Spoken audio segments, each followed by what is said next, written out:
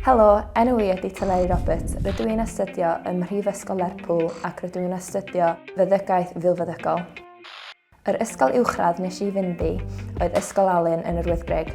Y lefelau A nes I astudio oedd bioleg, cemeg, mathemateg ac wrth gwrs Bagloriaeth Cymru.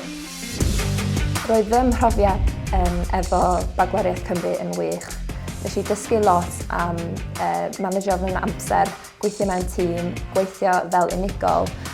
Yn y prosiect unigol nes I wneud efo'r cwrs Bagloriaeth Cymru, nes I dysgu lot o terminoleg nath helpu fi gael mewn i'r ysgol milfeddygol. Y peth gorau am astudio Bagloriaeth Cymru ydy bod ti'n gallu newid o I fynd lawr ffordd ti dy hun. Efo'r sialens cymunedol yn yr cwrs Bagloriaeth Cymru, nes I dewis rhedeg y Zoo Club dros amser cinio yn ysgol fi. Nath hwn helpu fi lot efo gael mewn I ysgol milfeddygol.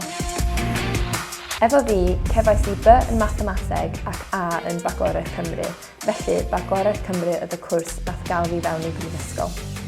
Dwi'n andros o belch nes I astudio Bagloriaeth Cymru fel lefel A, neu fyswn I ddim yma heddiw yn astudio I fod yn filfeddygaeth.